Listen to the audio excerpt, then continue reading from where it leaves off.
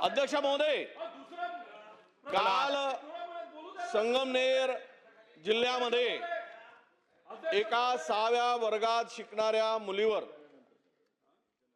जो ऍसिड हल्ला झाला आणि त्यातून ती मुलगी अत्यंत गंभीर आहे। अध्यक्ष महोदय, आपल्याला हा सगळं देत असताना विनंती आहे की खरंच कायदा सुव्यवस्था राहिली का हो? पोलिसांचा धाक काय संपला काय? हे सगळी मंडळी गुन्हेगारी प्रवृत्तीची मंडळी, या टोळ्या ह्या खुलेआम असा क्राईम करतायत। महाराष्ट्रामध्ये गेल्या 2 वर्षाचं जर आपण पाहिलं रिपोर्ट एनसीआरबीचा, तर महिलावरील अत्याचारामध्ये प्रचंड वाढ होते। आणि कोळ्या बालिका, काल परवाच एक लोकमतमध्ये लेख आला अध्यक्ष महोदय, त्यामध्ये लेडीज लापता नावाचे अग्रलेख आपण कदाचित वाचला असा।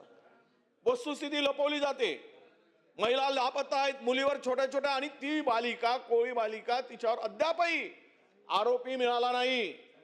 ती पूर्णतः चेहरा तुझा विद्रूप झालाय, पूर्ण भाजलाय, विवळत होती। असे कसे आरोपी पळून जातात, पोलिसांना मिळत नाही? त्या जिल्ह्यातील कायदा सुव्यवस्था पूर्णतः कोलमडीस आली आहे। तिथले पोलीस अधीक्षक हे पूर्णतः भ्रष्टाचारात गुंतले आहेत। पोलिसांचा धाक राहिला नाही। ते ठाण्यामध्ये आपल्या रायगडमध्ये असतानाचा त्यांचा ट्रॅक रेकॉर्ड करा। डिझेल पेट्रोल विकले, आपल्याला कदाचित माहित असेल, त्याच्यामध्ये त्यांचा सहभाग होता। आता अनेक ठिकाणी आहे, पण मी ते बोलेल कायदा सुव्यवस्थेवर। पण तो विनंती अशी आहे की इतकी हिंमत त्या छोट्या बालिकेवर, 12 वर्षाच्या 11 वर्षाच्या बालिकेवर एवढा मोठा तो ऍसिड फेकला जातो, आरोपी मिळत नाही।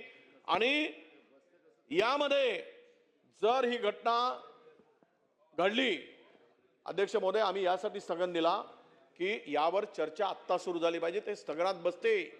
काल झालेली घटना आहे, कोई छोटी बालिका आहे, ती आता अंत्यवस्थेमध्ये आहे।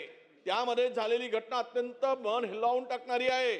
या छोट्या बालिकेवर झालेला असा हल्ला आणि महिलावर वारंवार होत असलेले छोट्या बालिकेवर होत असणारे अत्याचार आणि अधिवेशन चालू आहे।